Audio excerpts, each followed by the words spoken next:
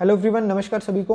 आज की जो सेशन है हमारा ये डील करने वाला है पटवारी के एग्ज़ाम से रिलेटेड एक टॉपिक है, या फिर आपके ऐसे लीगल फील्ड के मेरे एडवोकेट्स भाई जो कि डील करते हैं प्रॉपर्टी के केसेस को, या फिर जो भी व्यक्ति जो प्रॉपर्टी का व्यवसाय करते हैं उन सब के लिए ये वीडियो आपका महत्वपूर्ण हो सकता है। तो वीडियो को लास्ट तक देखना। सेशन क्या है, सेशन के अंदर हमारा जो टॉपिक है, टॉपिक आपका है कि जो लैंड रेवेन्यू रिकॉर्ड हैं उनके अंदर जो प्रॉपर्टी है उसके कितने प्रकार हो सकते हैं। तो बेसिकली हम सबको पता है कि प्रॉपर्टी आपकी जनरली दो प्रकार की होती हैं, या तो एग्रीकल्चर लैंड होगी या फिर आपकी नॉन एग्रीकल्चर लैंड होगी। तो जो नॉन एग्रीकल्चर लैंड है उसको मैं पहले आपको एक्सप्लेन करना चाहूँगा।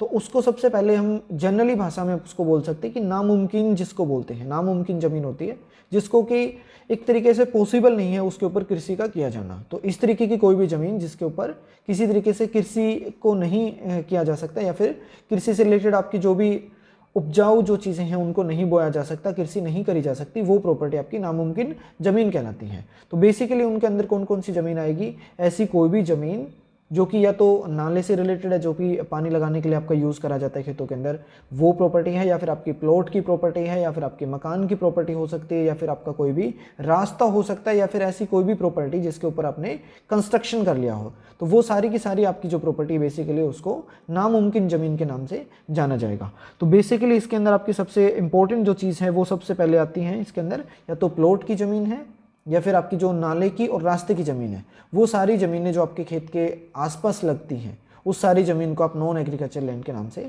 जानते हो।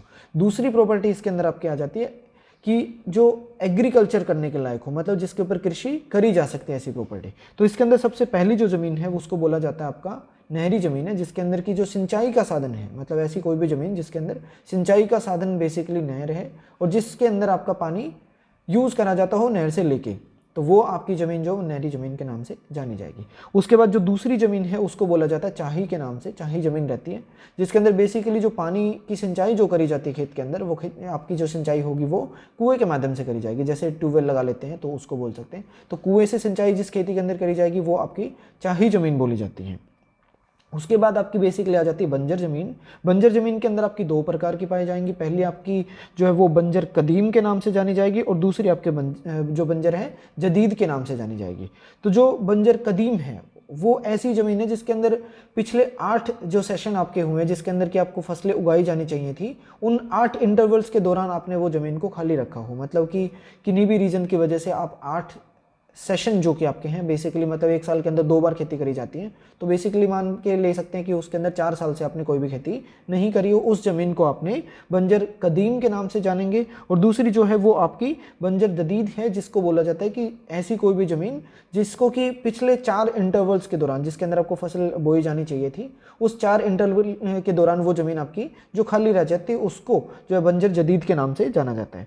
उसके बाद आपकी बेसिकली ज़मीन आ जाती है जो बंजर के बाद अपनी है बिरानी ज़मीन। बिरानी ज़मीन का मतलब होता है ऐसी कोई भी ज़मीन या फिर ऐसी आपकी भूमि जिसके ऊपर जो सिंचाई है वो सिर्फ वर्षा पे आधारित रहती है, मतलब बारिश के ऊपर जो आधारित आपकी ज़मीन है उसको आपने बोला जाता है अपना कि वो बिरानी ज़मीन है। उसके बाद बात आती है आपकी आबी ज़मीन की, और एक अन्य रहेगा जिसका नाम रहता है चाही मुस्तार।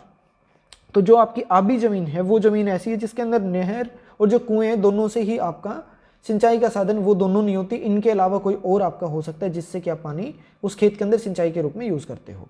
फिर लास्ट आपका आता है चाही मुस्तार।